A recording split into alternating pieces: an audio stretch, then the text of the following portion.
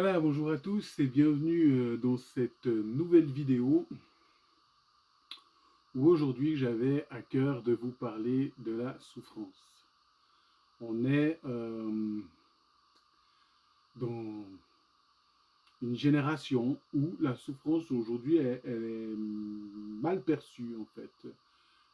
C'est quelque chose qu'on doit éradiquer de nos vies, c'est quelque chose dont on doit se séparer, c'est quelque chose qu'on ne doit pas vivre. Et puis si on souffre, bah, soit on va voir un psychiatre, soit on va voir un docteur. Enfin, quoi qu'il arrive, en fait, on va chercher par tous les moyens à, à occulter, à se guérir ou à fuir la souffrance qu'on pourrait vivre dans notre existence. Donc, j'avais à cœur de faire une vidéo pour vous expliquer que la souffrance, en fait, c'est quelque chose que le Seigneur il utilise, c'est quelque chose de précieux, je dirais vraiment, vraiment je le vois comme ça, aussi ben, de par ma vie, de par ce que j'ai vécu, par où je suis passé, j'ai perdu ma maman quand j'avais 10 ans, j'ai vécu aussi beaucoup de rejets dans mon adolescence, j'ai vécu des moments très difficiles au travers de ma vie, qui fait que j'ai pu, j'ai pu comme apprécier, en fait, finir par apprécier la souffrance, comprendre qu'est-ce que Dieu y fait au travers de la souffrance.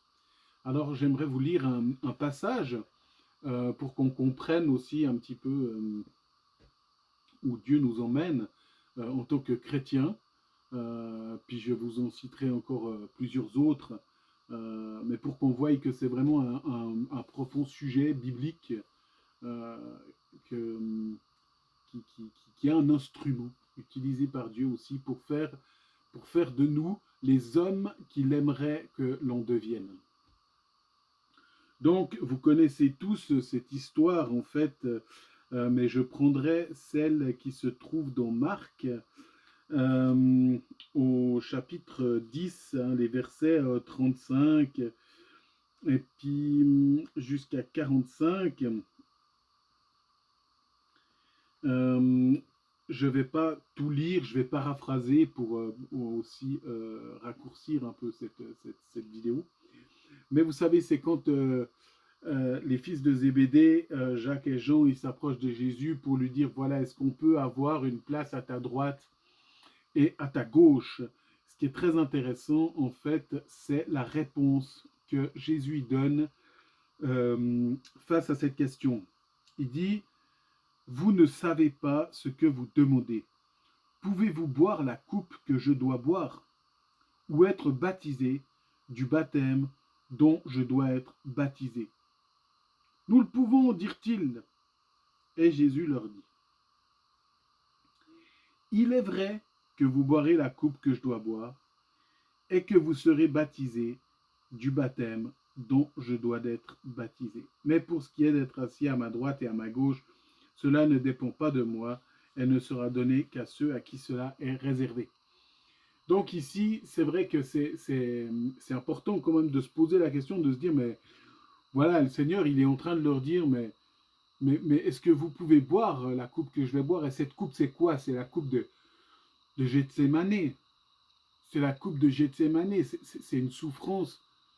C'est une souffrance que personne sur cette terre, ou alors vraiment très très peu de monde, ont déjà expérimenté. Une souffrance telle que le sang de Jésus, il est sorti par son front.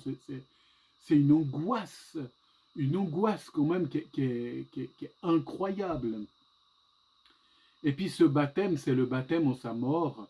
Bien sûr, c'est d'aller vraiment jusqu'à la crucifixion, c'est le baptême en sa mort.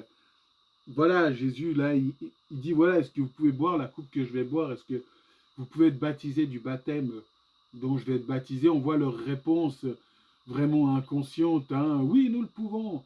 Euh, ils se rendent pas compte de ce que ça va impliquer. Et puis Jésus, en fait, il les reprend même pas par rapport à ça. Il dit c'est vrai, en fait. C'est vrai, vous allez boire cette coupe aussi la même chose. Vous allez être persécuté, vous allez souffrir la même chose. Et vous allez aussi être baptisé. Donc vous allez mourir pour votre foi. Vous allez clairement mourir pour votre foi. C'est vrai qu'en tant que disciple, bon ben voilà, je ne sais pas si à part Jean, il y a quelqu'un qui est pas mort martyr. Donc effectivement, ils ont été jusqu'au bout hein, pour leur amour pour Jésus. Euh, et c'est là que tout d'un coup, les enseignements de Jésus, voilà celui qui veut être mon disciple, hein, qui prenne sa croix et qu'il me suive, ils ont un sens différent. Ils ont vraiment un sens différent. L'Épître aux Hébreux nous dit voilà que même Christ, en fait, il a appris l'obéissance. Par quoi? Par les choses qu'il a souffertes. Donc c'est par la souffrance que Christ a appris l'obéissance. Est-ce que nous, on va devoir passer par un chemin différent? C'est Boons, dans un de ses livres sur la prière, qui disait, voilà, quand on passe par une souffrance, il est bien plus important de chercher à comprendre qu'est-ce que Dieu veut me dire au travers de cette souffrance, plutôt que de vouloir chercher à sortir de cette souffrance. C'est souvent notre cas, on cherche à fuir la souffrance, on cherche à la fuir, on cherche à s'en sortir, on cherche à en être guéri, au lieu de s'installer face à Dieu, puis de dire, voilà, ok, je vis ce moment difficile, je vis cette angoisse, qu'est-ce que tu veux m'apprendre? Tu dis que ton joug, il est doux, que ton fardeau, il est léger. Pourquoi est-ce que son joug est doux et son fardeau léger? Un joug, vous savez, là, c'est ce qu'on met sur les bœufs pour qu'ils tirent la charrue. Puis, ben, vous savez, un joug, c'est en deux parties. Et puis, si son joug, il est doux et léger, ben, c'est parce que Jésus, il est d'un côté, et puis que nous, on est de l'autre. Et puis que c'est lui qui porte nos souffrances, qui porte nos faiblesses. Et c'est pour ça que son joug, il est doux et léger. On doit avoir confiance que Christ y porte nos souffrances et nos faiblesses. Et puis pas se dire, voilà, je suis tout seul dans ce moment difficile. Même si on n'entend pas Dieu, c'est vrai que des fois on passe par des temps de souffrance incroyables. Et puis c'est comme s'il n'y a pas de réponse. Si Dieu ne parle pas, si Dieu ne répond pas. Mais c'est pas parce qu'il ne répond pas qu'il n'agit pas. On a besoin vraiment de comprendre que ces temps de souffrance, c'est des temps formateurs, c'est des temps où notre foi, elle est mise à l'épreuve. Et Pierre, il nous dit, mes bien-aimés, donc c'est Pierre 4, verset 12 qui nous dit, mes bien-aimés, ne trouvez pas étrange d'être dans la fournaise de l'épreuve, comme s'il vous arrivait quelque chose d'extraordinaire. Réjouissez-vous, au contraire, de la part que vous avez aux souffrances de Christ, afin que vous soyez aussi dans la joie et dans l'allégresse lorsque sa gloire apparaîtra. Que ce ne soit pas quelque chose pour nous d'étrange ou de fou, parce que voilà, tout d'un coup, on passe par des souffrances, mais qu'on puisse en fait chercher à comprendre qu'est-ce que Dieu veut nous dire, et puis qu'on soit dans la joie par rapport à ces choses, qu'on soit reconnaissant en fait de vivre ces moments parce que on a part aux souffrances de Christ. J'aimerais aussi prendre ce passage de Éphésiens 4 au verset 20 qui dit « Mais vous, ce n'est pas ainsi que vous avez appris Christ, si du moins vous l'avez entendu, et si conformément à la vérité qui est en Jésus, c'est en lui que vous avez été instruits à vous dépouiller par rapport à votre vie passée du vieil homme qui se corrompt par les convoitises trompeuses et à être renouvelé dans l'esprit de votre intelligence et à revêtir l'homme nouveau créé selon Dieu dans une justice et une sainteté que produit la vérité. C'est vraiment, est-ce qu'on a appris Christ? Est-ce qu'on a appris Christ au travers de la souffrance, au travers de moments difficiles, de moments pénibles?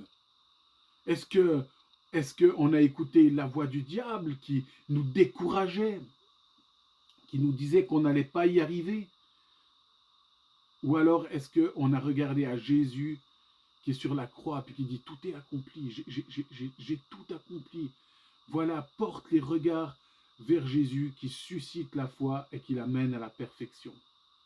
Est-ce qu'on a ce passage de Romains 12 qui nous dit « Offrez vos corps comme un sacrifice vivant, ce qui sera de votre part un sacrifice raisonnable. » La Bible, elle est claire, on doit être instruit à se dépouiller de ce vieil homme pour revêtir l'homme nouveau. Et si on passe par la souffrance, tout comme Jésus est passé par la souffrance, c'est pour nous instruire, c'est pour nous apprendre, voilà, l'obéissance par les choses qu'on souffre. C'est pour être mené de gloire en gloire à la stature parfaite de Christ. C'est pour qu'on lui ressemble, c'est pour qu'on ait part avec lui à ses souffrances. Paul il dit encore, vous avez été crucifiés avec Christ. Vous avez été crucifiés avec Christ. Que ce soit ces pensées qui nous animent dans les moments de souffrance, qu'on puisse vraiment se dire, voilà Seigneur, qu'est-ce que tu veux nous apprendre? Qu'est-ce que tu veux nous apprendre? On voit Joseph dans sa prison, il aurait pu se dire, mais qu'est-ce qui se passe? Mais Seigneur, mais pourquoi tu réponds pas? Déjà, il a un rêve, il se voit, voilà, les gens, ils s'agenouillent devant lui. Il aurait pu se dire, waouh, c'est glorieux, c'est extraordinaire, les gens, ils s'agenouillent devant moi. Bon, pour toute réponse à ce rêve, il finit dans une fosse.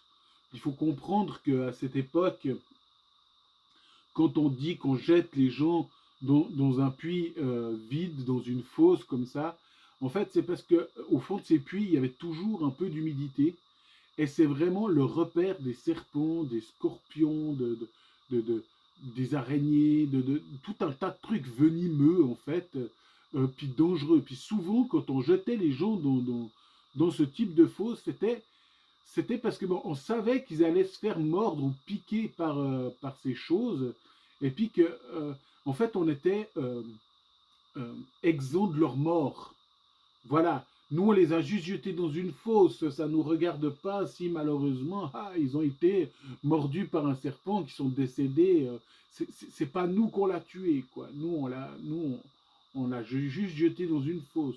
Donc, en fait, c'est pour ça que ils voulaient le tuer. Puis il y a un de leurs frères, la Ruben, si je me trompe pas, qui dit non, voilà, mettez-le dans une fosse. Voilà. Il y avait ce côté. Bon, lui, il avait même le désir d'aller l'en délivrer, en fait. Mais on voit que c'était, voilà, ok, nous, on se sépare de sa mort. Si on le met là-dedans puis qu'il meurt, bon, advienne que pourra. Donc on se dit, déjà, il a ce songe, pour toute réponse, il finit dans une fosse. Quand on l'en sort, il peut se dire, bon, voilà, ils ont voulu me faire peur et tout. Mais non, mais en fait, c'est pour être vendu. Puis pour être vendu à un bon prix. Hein. Ils ont bien gagné de l'argent au travers de la vente, parce que cette vente, si on calcule par rapport à aujourd'hui, ça équivaut à plusieurs mois de salaire. Hein. C'est quelque chose comme 4 ou 5 salaires. Donc j'estime à peu près à 20 000 francs suisses. Ils ont vendu leurs frères, quoi, pour 20 000 francs suisses. Bon, ils ont bien gagné leur part chacun. C'était correct, quoi, pour vendre son frangin. Donc déjà qu'il finit derrière une caravane, il a dû marcher dans le désert pendant je pense quand même plusieurs jours. Donc se dire, voilà, je sors d'une faute, je finis derrière une caravane, après je finis esclave chez Potiphar, et puis pour finir, je finis en prison pour une injustice. Parce que purée, moi j'ai été honnête, j'ai tout fait juste, j'ai pas touché à cette femme, et puis pourtant, mais c'est l'injustice totale, je finis en prison, mais Seigneur, mais qu'est-ce que tu fais? Mais pourquoi tu me fais vivre ces choses? Et puis bien sûr, il aurait pu même se rebeller contre Dieu, il aurait pu être en colère, il aurait pu dire, mais là Seigneur, mais c'est quoi ce songe à 2 balles que tu m'as donné? C'est vraiment, je suis à des kilomètres de vivre quelque chose qui est en rapport avec ce songe, quoi. Et pourtant, ben, on voit que Joseph, ben, il n'a pas cette attitude. Il a confiance en Dieu. Parce que quand le panetier puis les chansons, ils ont fait leur rêve, c'est encore lui qui leur dit, mais pourquoi est-ce que vous avez mauvais visage? Donc ça veut dire que lui-même, en fait, il était heureux, il était joyeux. Et puis qu'il voyait que eux, ben, ce n'était pas le cas.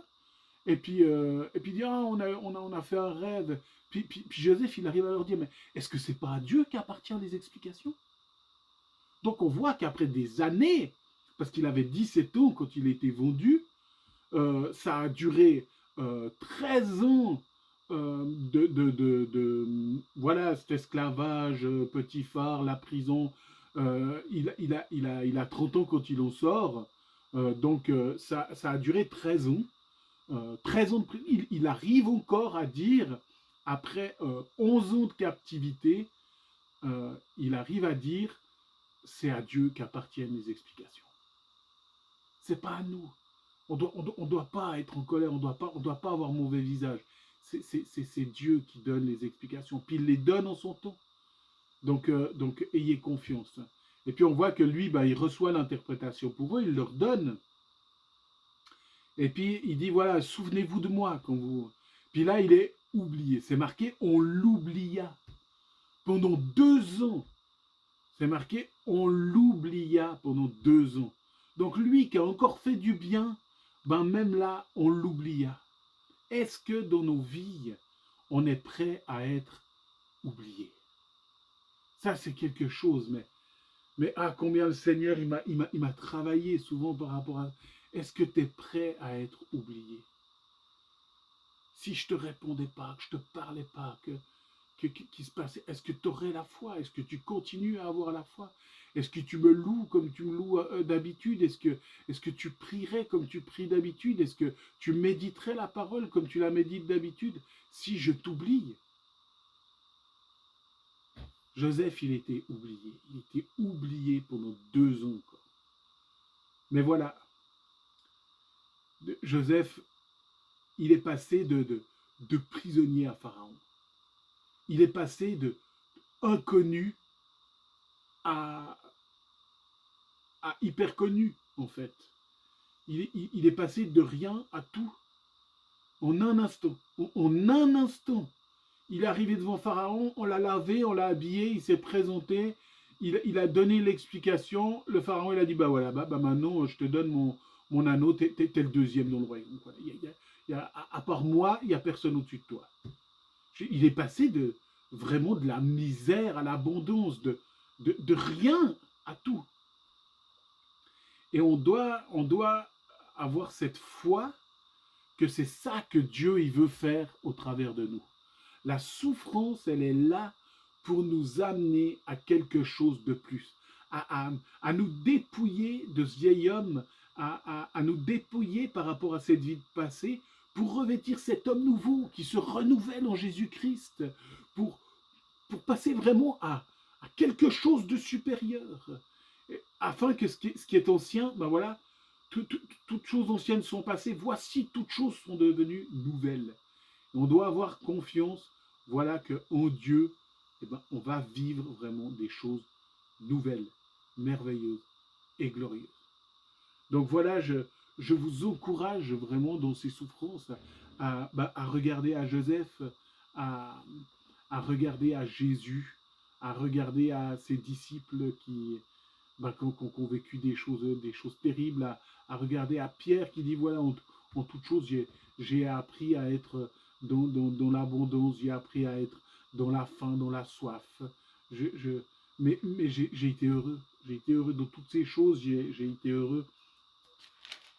Peut-être que je peux vous prendre ce passage, si je ne me trompe pas.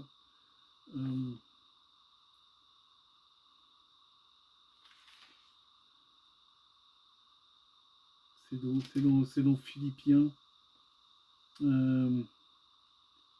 Je retrouve pas comme ça. Où il dit voilà qu'il a appris à être heureux, voilà, je me réjouirai toujours, je me réjouirai toujours. Il dit soyez toujours joyeux, malgré tout. Hein, Paul, eh ben, il a su être toujours joyeux, puis même s'il était au péril, même s'il était battu, même s'il était en prison, en fait, il dit encore, mais soyez toujours joyeux. Voilà, qu'on puisse se réjouir en Jésus, parce que ben, on est citoyen du ciel, puis on n'est pas citoyen de cette terre elle passe, ces souffrances elles passent, ces tristesses elles passent, mais en Jésus, vraiment, on a une espérance glorieuse, qu'on fixe les yeux vraiment vers cette espérance glorieuse, vers Jésus, vers le Seigneur, et puis de se dire, voilà, bientôt on le verra face à face, bientôt on le verra face à face. Ces souffrances, elles sont passagères. Voilà, que le Seigneur vous encourage vraiment, qu'il fasse luire sa face sur vous, qu'il vous bénisse, qu'il vous garde, que voilà, que vous puissiez me mettre en commentaire si ça vous a encouragé, me mettre en commentaire si vous avez des questions, des réflexions par rapport à ça, ou même si j'ai oublié des choses, et puis, ou s'il y a des vidéos même que vous aimeriez que je fasse sur des sujets particuliers, merci de me faire part de vos avis, de ce que vous souhaitez en commentaire. Je me rends disponible, fouiller, chercher, méditer la parole de Dieu pour vous offrir le contenu le plus approprié, le contenu qui ne s'éloigne pas de nos racines, vraiment nos racines qui sont la base de notre foi. Que le Seigneur vraiment il vous garde et il vous bénisse. Amen.